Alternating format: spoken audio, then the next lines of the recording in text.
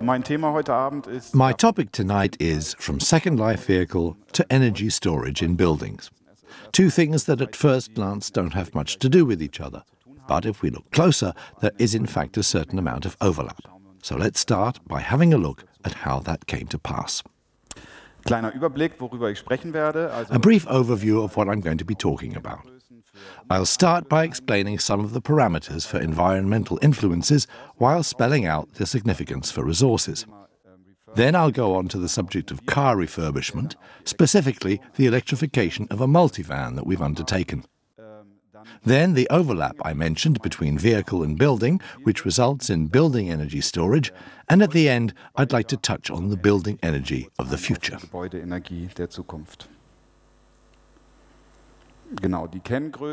I've been thinking about the parameters for the environmental influences, and in the previous talks the big negative we want to fight against has also become ever clearer. That we don't cause the environment too much damage. First and foremost via CO2 emissions. That's what usually comes up first and what we all need to be aware of. CO2-Emissionen. Das ist irgendwie so der Teufel, der immer genannt wird. Das ist das, worauf alle achten sollen. Dafür gibt's Ideen. And there are ideas, like a contingent per citizen that can be consumed. And that's the top priority, reducing the greenhouse effect or improving it in future. Zu verringern oder das sogar zu verbessern wieder in Zukunft, dass man da halt deutlich einspart. But if you look more closely, you find that there are other climate gases, as we call them, or other air pollution, which means that the subject of air pollution itself is an important topic, an important variable, and a way of measuring the environmental impact caused by each of us on a daily basis. Messen zu können. The next point is intrusions in the landscape. It's precisely the kind of catastrophic flooding we've seen recently that shows us what happens when we straighten rivers with the aim of going after raw materials. We're intervening very seriously in our world as a whole, and that is ultimately to our disadvantage and to nature's disadvantage generally. That can clearly be measured in terms of energy consumption. When we consume energy, we have to create it somewhere. There are the least invasive forms, solar and wind, but there something always has to happen beforehand. We have to produce something that converts the energy that comes from the sun into the electricity we need and consume. Or fossil fuels. It goes without saying that if we use oil, then that's a major influence on the environment. Natürlich ein unheimlicher Umwelteinfluss. Water consumption, although I'd put it in inverted commas because we don't use water in the classic sense. Water will always be there, but we pollute it and ultimately we change the water quality and contaminate it, or at least it's no longer in the form we need to consume it. And this last point is more marginal, but in some areas very important. Noise pollution caused by shipping is an enormous problem for marine life. Whales are dying, almost committing suicide, because they can't orientate themselves properly thanks to all the ships up there on the surface. That's another issue. Orientieren können durch die ganzen Schiffe da oben. Also das ist auch ein Thema.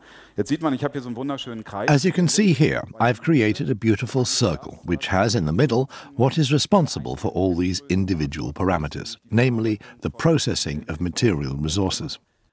If you think about how CO2 is created, there always has to be something there first, made of carbon, which then reacts with oxygen, thus forming carbon dioxide, just like with air pollution. Something that must have been there materially beforehand has to be emitted. And you can carry on through the whole circle, and over again we observe that this processing of resources is what causes all the trouble. Letztendlich beschert. So. First and foremost, we need these resources enabled to produce wonderful new things for ourselves. I've taken a forklift as an example here, which is a pretty neutral product, no one feels offended. Here we can see all the things we need to make one. Just as an example, we need iron, coal, in most cases oil, aluminium, gold, even though it's not jewelry, there's a lot of gold in the electronics, copper, of course, cotton or something similar for the upholstery, and lots of chemicals. So we need an awful lot of resources to manufacture a forklift. It would be much better if we had a natural resource called forklift and it could be used to make forklifts. But that obviously doesn't work. That's why we have to use and waste lots of resources in order to create one small thing at the end. And then we need natural energy. I've used solar cells here, even though in many cases other forms of energy are used. We need water, of course, as I mentioned, and then the whole production process creates exhaust gases. CO2, greenhouse gases, all the things we don't like.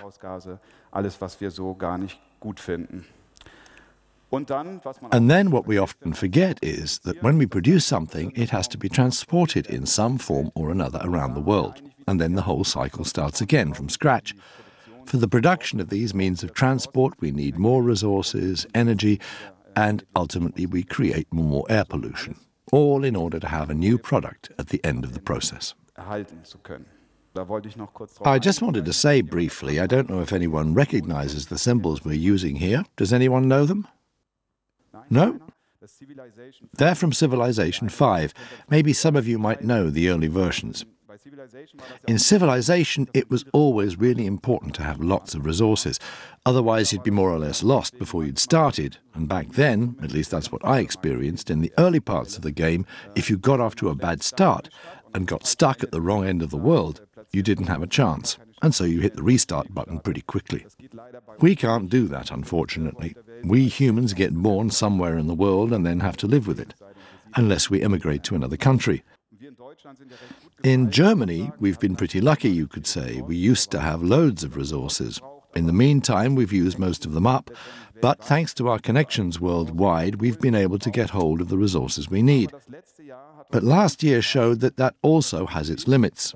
Steel, for example, at one point. But even in our company, we had problems getting the semi-finished products that we needed. There simply weren't any. There were supply problems, and with wood products it was exactly the same. Paper was a major topic at the book fair. The publishers had huge difficulties getting their books printed.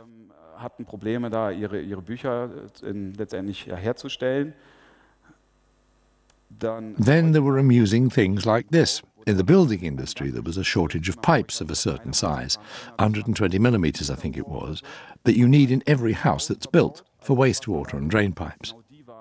And that size was completely unavailable, and people had to switch to pipes that were either too large or too small if they wanted to get their houses finished. And yet they knew at the same time that the whole sewerage system was going to be a dog's breakfast.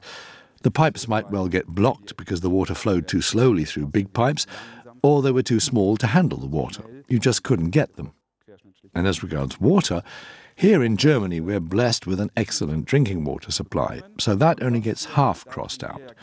But we all know what the situation is in other parts of the world. Von unserer Seite erstmal nur einen halben Strich durch, aber wir wissen ja alle, wie das an anderen Orten der Welt aussieht.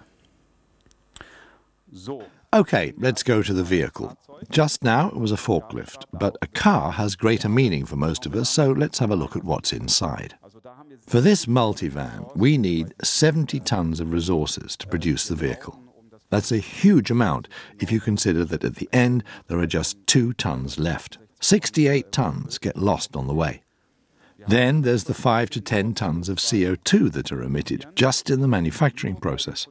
The car hasn't driven a meter, and we've already used 5 to 10 tons of CO2 and 20,000 kilowatt hours of electricity.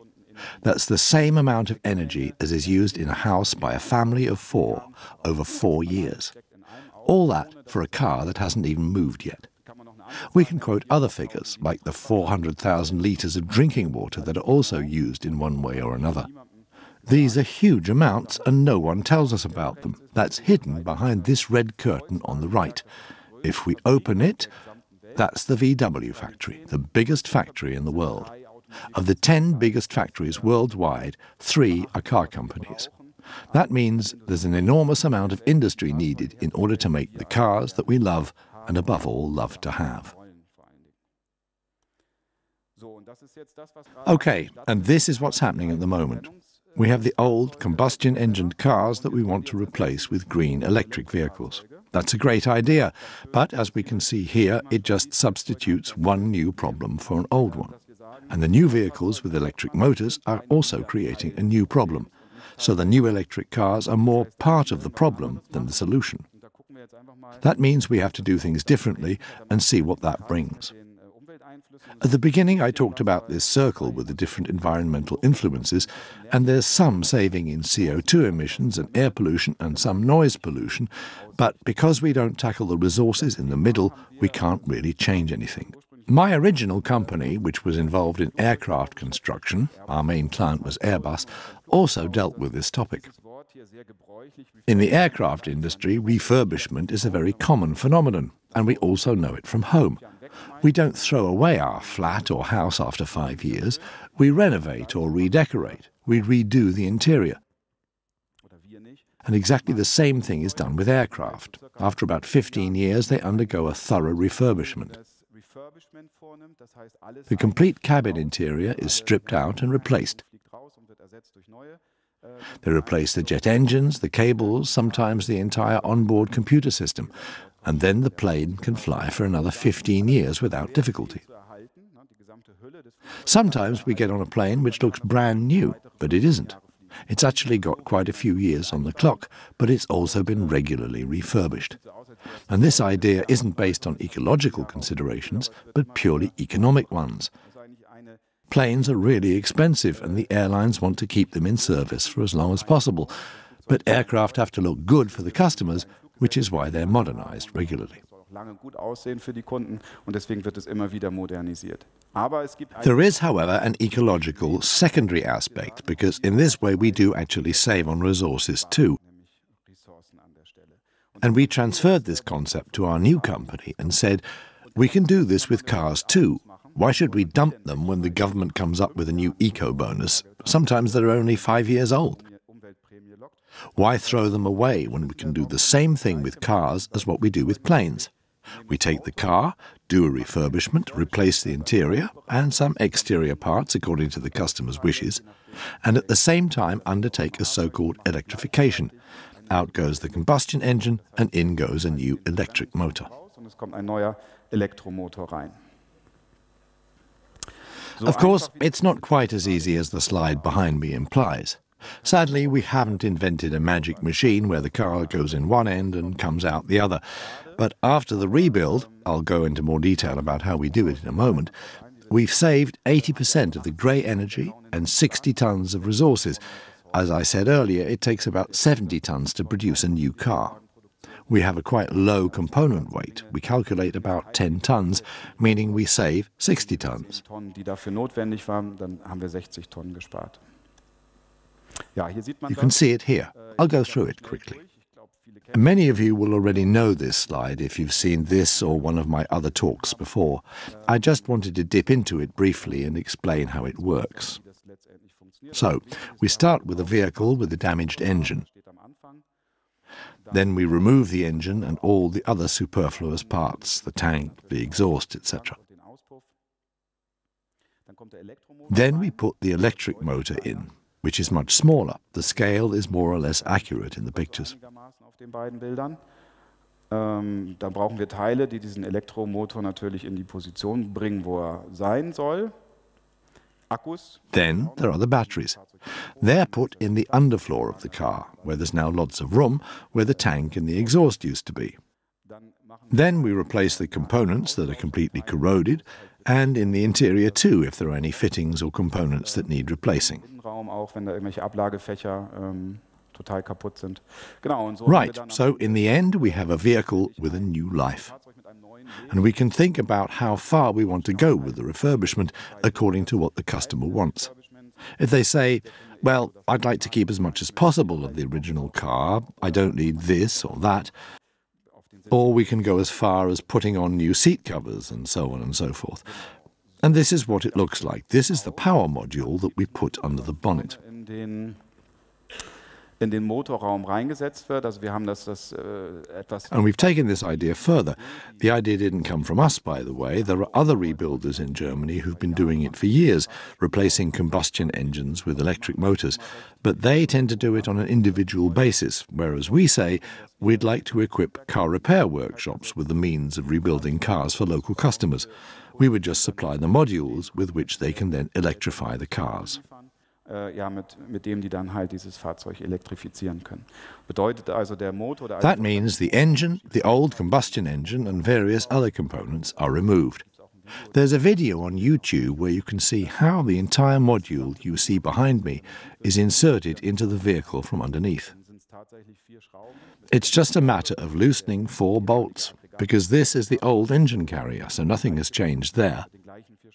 With the same 4 bolts, it's then attached and integrated in the vehicle, which is no different to what happens with the combustion engine when the car is on the production line. There they talk about marrying the engine and the chassis. The engine on the unit carrier is inserted from below, and we take the same route. Right, here we have a cross-section of the whole vehicle. We see the power module at the front, and in the underfloor we have the so-called battery module. That's modularized too. We have a complete module containing a certain number of batteries. They can be upgraded at a later date. I don't have to say, I'll take the whole operating range. I can say, I'll take 3 battery packs to start with at 18 kilowatts each, and then at any time I can say I'd like to extend the range a bit. 18 Kilowattstunden und kann dann jederzeit noch sagen, ich möchte aber noch ein bisschen Reichweitenerweiterung haben. Das machen die Automobilhersteller natürlich wieder nicht. Car manufacturers aren't interested in offering this. There's a funny story about Tesla which was picked up in the press. When some places had to be evacuated due to Hurricane Irma, Tesla sent their customers a code on their phones which they entered, and then for a certain period the cars had an extended range, although the battery hadn't been replaced with a larger one or anything. It was simply that Tesla had activated the extension. That means that every Tesla car has this potential maximum range, but the customers haven't bought it. That may seem pretty smart at first glance. They can say, great, all we have to do is keep producing the same car, and if the customer at some stage decides they want a bigger battery, they can, without having to take the car in. It's just that this way, loads of resources are wasted because they're in the car without being used. And nowadays there are whole electronics packages, not just batteries. The lights on new cars are often pre-assembled for all possible options, and you just go to the Audi or whatever app store and buy a lighting package, and you can suddenly configure different colors. Und schwupp wundert man sich, dass man jetzt andere Farben einstellen kann. So. As I say, from the manufacturing point of view, that's great, because at some point they just have to keep making the same car. But right now, when we're trying to minimize the use of resources, it's a catastrophe. Right, here we see the finished product, which means we can do without all the additional industry that I mentioned at the beginning. If we said, let's replace all the conventional combustion engine vehicles with electric vehicles, then we don't need the auxiliary industry that would otherwise be necessary. And if we look at this picture again, we can honestly say that we've achieved a huge reduction in all areas.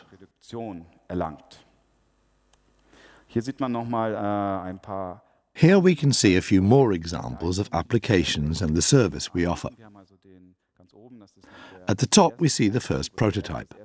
The first vehicle was constructed a bit differently. It was a multivan that we converted to an electric vehicle mainly for private users. Then comes the subject of fleet conversion. In other words, we don't just do T5s or multivans. From a certain number of vehicles upwards, we can make this conversion module for municipal and other large companies so that they can convert their fleets themselves. We could build a couple of prototypes so that in the longer term they can do the conversion and maintenance in their own workshops. Ich sag mal, die Umrüstung und die Wartung letztendlich dann langfristig selber machen können. At the bottom, we can have a little look into the future, what we're planning to do next. This is a conversion of an old van into an eco-camper, as we call it.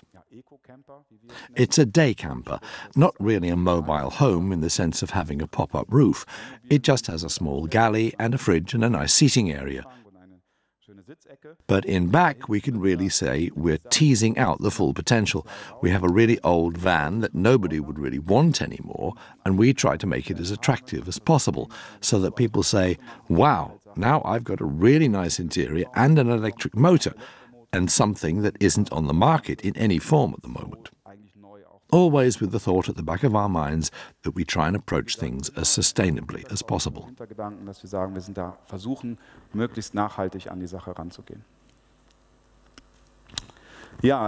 I mentioned at the beginning that we've made the jump from car to building, mobile to immobile, as it were. One moves, the other doesn't. But you could well ask, why are you doing that when other companies aren't? There are the car manufacturers, and there are the energy suppliers, and the companies who make the equipment. Well, we found overlaps, which suggest that we use these two elements which have such a strong influence on our lives. We want to be mobile with our cars, and we also want to be static in our homes. But both are currently in a state of electrification. Aber bei beiden findet gerade eine Elektrifizierung statt. I've explained in some detail what happens with the cars, and the same thing happens with the houses. Most of you here today already know that we're putting fossil forms of energy behind us and turning to electricity, ideally created by our own solar panels. And this in turn creates a great demand for energy storage, because in a house, the energy we create isn't always available. The sun doesn't shine at night, and if we take our energy from the wind, there are times when there isn't any wind. So at night and in windless periods, we need stored energy if we don't want to be forced to fall back on fossil energy sources.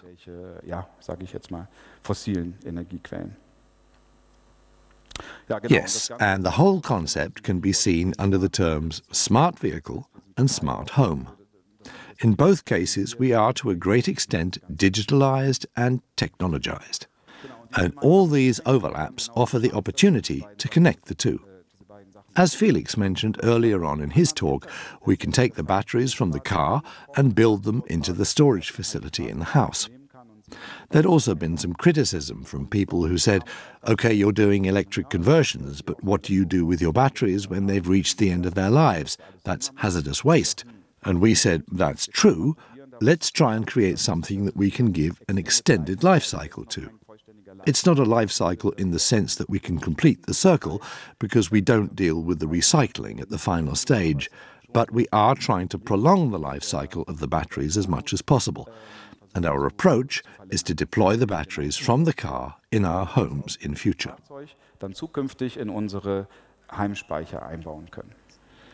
As Felix just said, it's about 10 years or so. As regards the lifetime, it depends, but because we already have used vehicles, maybe after only 5 years people could say, the car's on its last legs, I'd like a new one. And we would have a solution that said, OK, but the batteries are still in good shape. Let's put them in the home storage facility. We could maybe give a kind of guarantee whereby we say we'll buy the batteries back for a certain price because we can still use them, or the customer could say, OK, I'll integrate them in my home storage system. The clever thing is that the batteries have to work very hard in the car, but in domestic power storage, the electricity flow is much weaker. So even a battery with a relatively low performance can be employed very usefully at home. Right, this is a very important point, that we prepare the batteries in the vehicle in such a way that they can then also be used in the home storage system as well. You can see that here. This is a so-called Hexagon storage unit in the shape of a honeycomb. You can see the control devices at the front, and at the back are the battery cells, as we also have them in the vehicle. What sets this apart from other energy storage units is that all the devices are already integrated in it. It's a standalone appliance. We can start with 18 kilowatts. As I said, each module is 18 kilowatts. And then we can go up to 4 times 18, which is 72 kilowatts per unit. And we can also cascade them. We can combine them with other storage units. I'll come to that in a moment.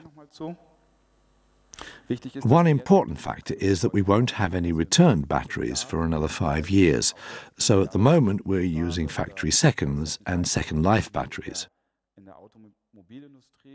I could tell you a few interesting anecdotes about them in the car industry, but we're running out of time. How they're discarded from the manufacturing process. They're really meant for scrap, but we can get hold of these second life or B batteries and build them into home storage units, which already makes them sustainable to a certain extent.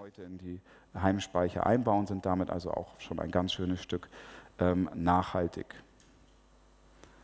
Genau, das ist der. Yes, here we have our prototype as it looks at the moment. Right now we're in the extended prototype phase. Okay, let's quickly go through the application cases. If we take just one storage unit, that's between 18 and 72 kilowatts, that's more for a detached house or a block of flats.